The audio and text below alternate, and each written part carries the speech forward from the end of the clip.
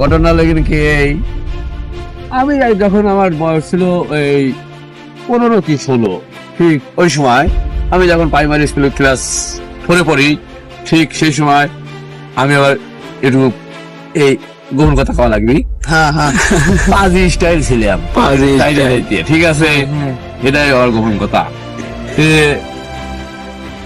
স্কুলের পিছনে পড়বো না, আমার চাকরি থইল, আইলি আইলি আইলি বলেন, আইলি থইল, এই লাগবে আমরা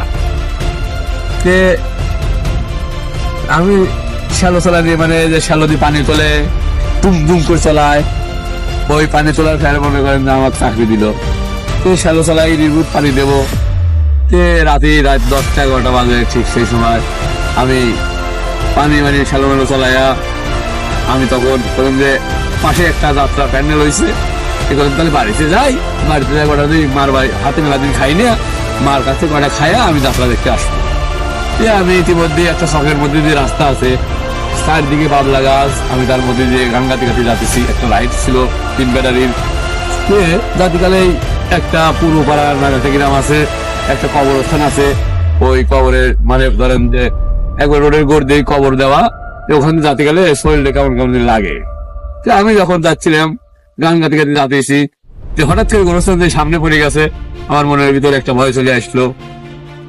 তখন আমি যখন একটা ছোট গাছ ছিল ওখানে, মানে সরা গাছ জাতীয়, ঠিক ওই সময় ধরেন যে আমি যে সরা গাছটা দিয়ে আমার একটা মাটিল ছিল, ওই মাটিলে শাপলা ফুল গাছ ছিল, জ্যোৎস্নার জল বলে আলো ফুল ফুটি রয়েছে, সাদা সাদা দেখা যাচ্ছে, আমি ওটাও দেখে একটু ভাবলাম।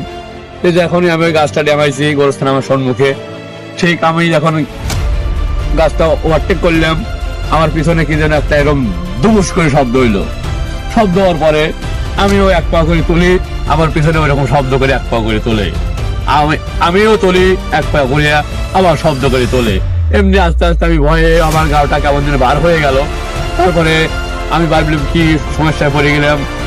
আমাকে আমার নানি ছোটবেলা একটা গল্প শোনাইছিল, যে গল্পটা হলো এই যে, নাতি তোর পিছনে যদি কখনো কোনো শয়তান করে তাইলে তুই ভয় পায় পিছনে তাকাবি, যদি ভয় পায় পিছনে তাকাইস তাহলে তোকে কিন্তু ভয় পায় গিলি খায়া ফালাবি।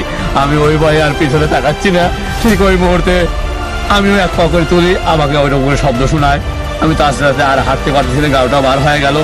তারপরে যে কবর পাবো ভাব, তখনই আমি যখন তাকাই নিয়ে আমার পিছনে, তখনই আমাকে খালি ভয় দেখানোর জন্য অনেক রূপ ধারণ করলো, ঠিক আছে।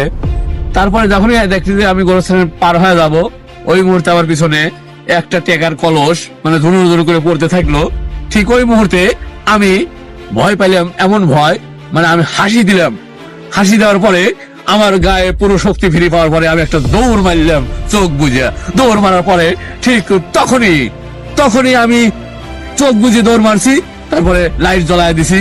এখন চোখ খুলে দেখি যে একটা বাড়ি, মানে বহুত থাকা ছাড়ি চলে আইছি, আসার পর একটা বাড়ি, চেয়ারম্যান নাম সালেক চেয়ারম্যান, ঠিক আছে, ওই চেয়ারম্যানের বাড়ির একটা বাতি জ্বলতেছে কারেন্টের, আমি ওখানে বসে বললাম, আমার শরীর থেকে খালি ঘাম ঝরতেছে, ঘাম ঝরার পরে ওখানে মাটিতে ভিজে গেল ঘামের চোদনে। রাত তখন 12টা বেজে গেছে, ঠিক ওই মুহূর্তে একটা চাচা মসজিদ থেকে, মানে সালেক চেয়ারম্যানের বাপ হবে হয়তো, মানে সে অলিগান হয়তো ওই মসজিদের কোনো নামাজ পড়তো তাহাজ্জুদ, সে আমাকে করলে যে বেটা তুই কে, তো আমার বাড়ি অমুক গ্রামে চাচা, আমি এবার দিয়ে ওই যে কেরালাতে আসলাম, এরকম ভয় পাইছি, বলে যে ওখান থেকে ভয় পায় তো কেউ বাঁচে না, তুমি তো বাইসে আইছো বেটা, তোমাকে ধন্যবাদ, তুমি আস্তে আস্তে বাড়িতে যেতে পারবে। হ্যাঁ চাচা এখন আর সমস্যা হবে না। চাচা বললো যে আচ্ছা তাহলে তুমি যাও, ঠিক আছে। আমি আস্তে আস্তে অন্ত উঠে রওনা দিলাম, বাড়িতে এসে বললাম, মা তো লোয়া পোড়ায়া ওই নুন দিয়ে পানি খাওয়াইলো, আবার মনে করেন অনেক কথা বললো, ঠিক আছে, আমি তো করবো না, ভয়টা তেমন পাইনি। পর মুহূর্তে আমি চলে গেলাম ওই বাঁধের উপর দিয়ে যাত্রা প্যান্ডেলে। আমি ওখানে না দেখিতে অলরেডি 4টে মেয়ের নাচ হয়ে গেছে, আমি ওখানে মিস করেছি, আর 2টি মেয়ের নাচ আছে। তো ওই 2টি মেয়ের মধ্যে আমার একটা প্রিয় নায়িকা ছিল, এমন একটা নাচ দিছিল আর এমন একটা গান বলেছিল, আমি তো খুশি হয়ে গেছিলাম, বুঝছেন। তারপরে শুরু হলো যাত্রা, কমলা সুন্দরীর বনবাস। যখনই যাত্রা অভিনয় শুরু হলো, আমি তখনই মানে অভিনয় মুগ্ধ না হয়ে আমি পালিয়ে চলে আসলাম। যখন বললো ধর বেটাকে কোথায় পালায়, ঠিক তখন আমি দৌড়ায় পালায় চলে আসলাম, যে যাত্রায় আমি থাকবো না। আমি তখন বাড়িতে গিয়ে ঘুমাইলাম। পরের দিন সকালবেলা ভাবলাম যে আমি তো এরকম ভয় পাইলাম, তে আমি আর এই রাস্তা দিয়ে আর যাবো না কোনোদিন। আমি আর ওই রাস্তায় ভুল করে যাই না ভাই, আমি এখন অন্য রাস্তা দিয়ে যাই, ঠিক আছে ভাই? কথাটা মনে রাখবেন, ভয় বলতে কোনো জিনিস নাই, ভয় মানে এই সব কিছু জয়, ঠিক আছে? আমি ওখানে ভয় পাইনি, তাই আমি জয় করে বেঁচে আছি। সবাই বলছে ওখানে যে ভয় পাইছে সেই মরে গেছে, কিন্তু আমি বললু মরি নাই। Thank you, all the best, you are right.